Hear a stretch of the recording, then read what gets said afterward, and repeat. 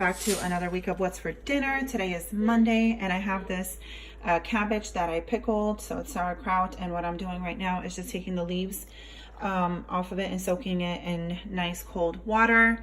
I'm gonna make cabbage rolls, but it is very sour, so I want to get some of that sourness out. And then what I'm gonna do is I'm gonna take all these individual leaves and just kind of cut out the little stem that's over here, and then just use the leaves for the cabbage rolls. And I'll show you guys when it's all put together. But that's what we're having for dinner.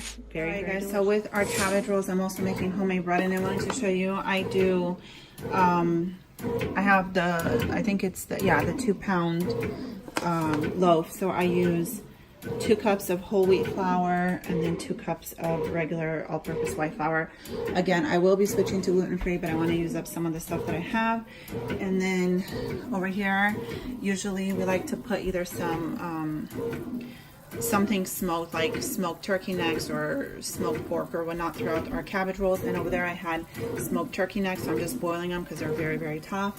And then here's my meat, just kind of it was thawing out overnight in the fridge. I'm just bringing it up to room temperature. I have 100% grass-fed beef, and then I also have some organic chicken, and I'm going to mix those two. You can use any kind of meat you have. Some people like it all pork, all beef, all chicken, all turkey.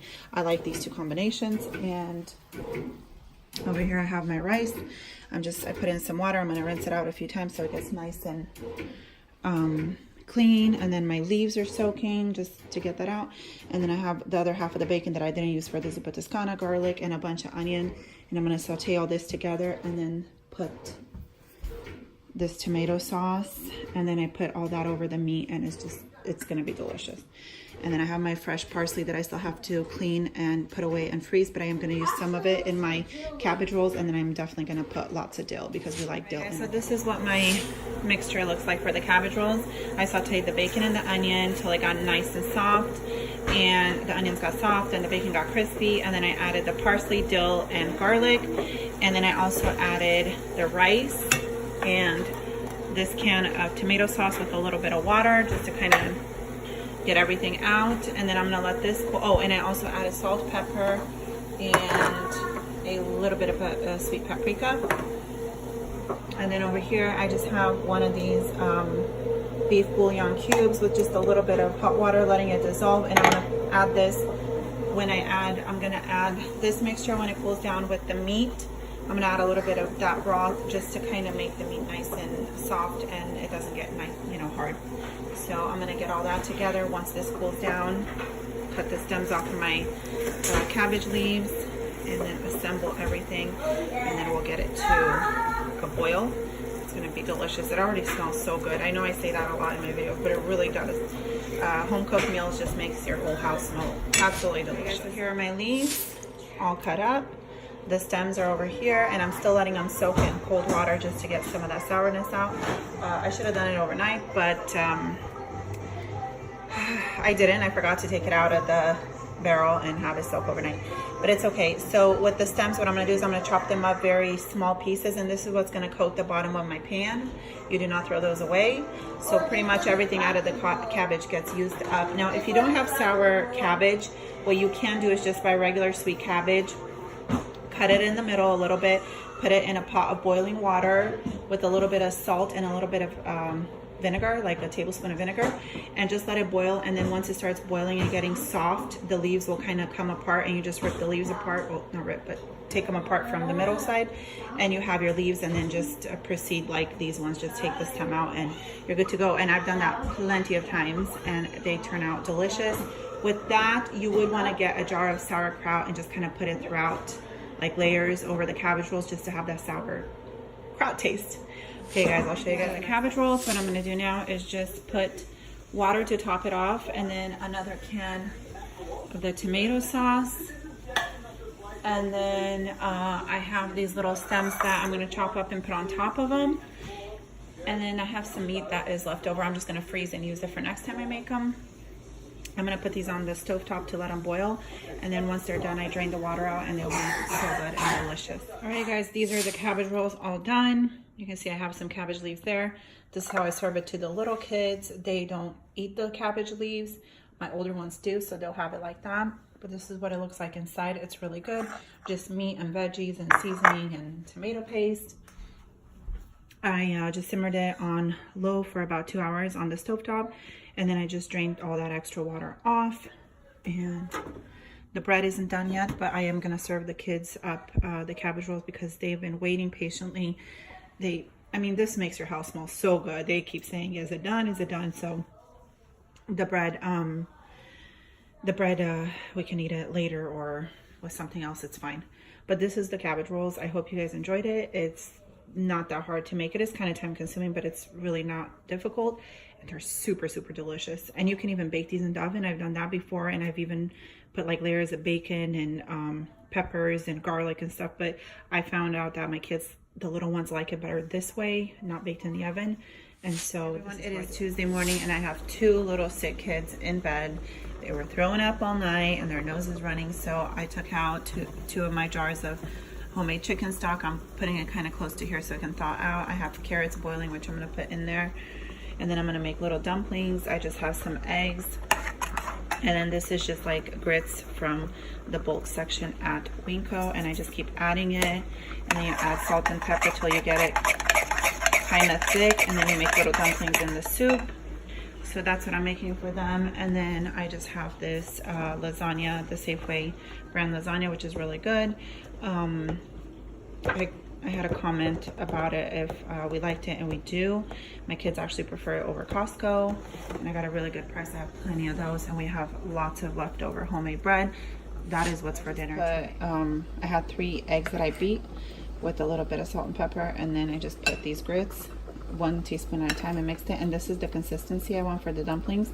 Now I'm gonna let this sit for at least 5 minutes because it is gonna get harder. And then if at that time I feel like it's too runny, then I'll add a little bit more. But I always let it sit, because if you add too much grits, then the dumplings will be really hard, and you want them really nice and airy and soft. So I'll let that sit, let it thicken up, and we'll see how that. Okay, so this is the consistency that I want. I just let it sit up, and it got nice and thick.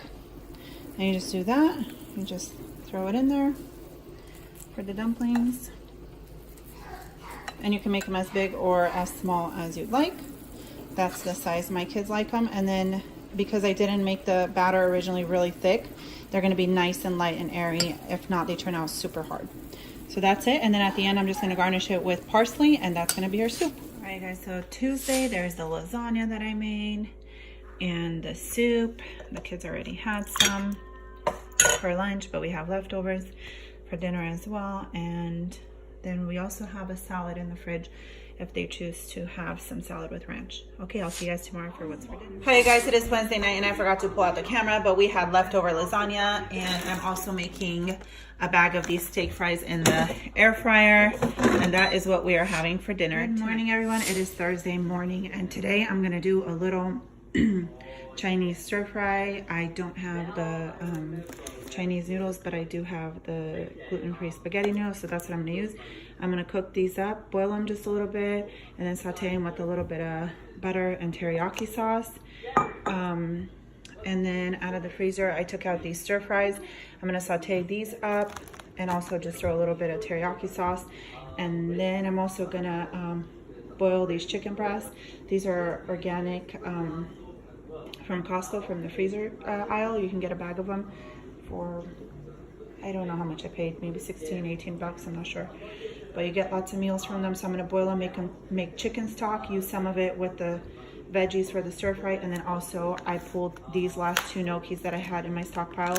Now these are the ones from the Dollar Tree, and my husband requested the chicken gnocchi soup. So I'm gonna use some of this chicken for the chicken gnocchi soup, some for the stir fry.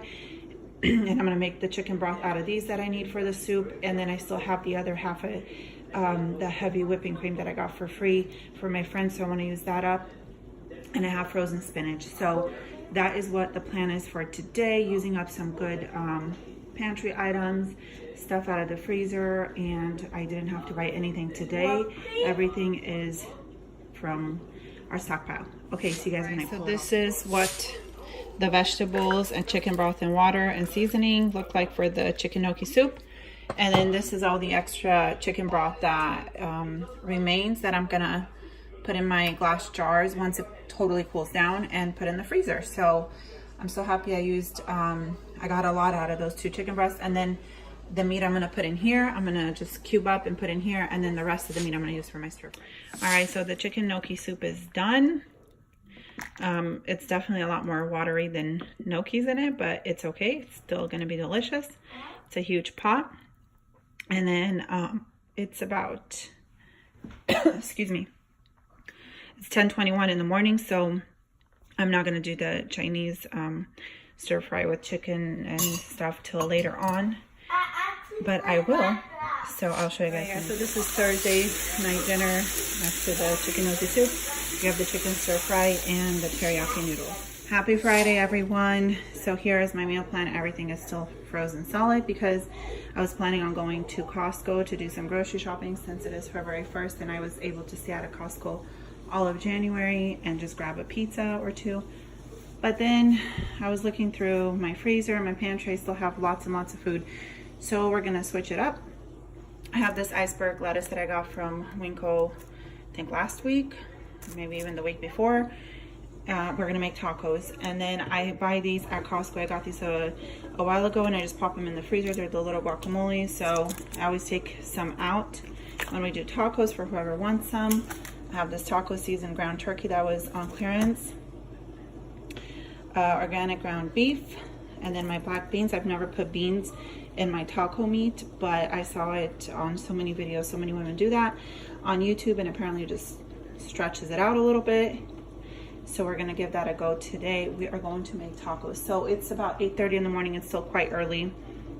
I'm gonna let these thaw out, and I'm gonna go do some grocery shopping. I think I'm gonna go to my local produce store and also Dollar Tree and Safeway. So I'll have a video. You guys have you probably already see the video before you see this, but that's my plan. So this can thaw out. It'll be a quick and fast dinner, and again, just trying to use up what we have. We have plenty of things, and I'm sure I would have bought at least 2 pizzas, which would have been around 20 bucks at Costco, but again, still have so much food. So okay guys, see you guys in just a little. All right, you guys, it is Friday, and this is how the tacos are all set up. The tacos with the black beans. The first time I put the black beans in there, but it turned out delicious.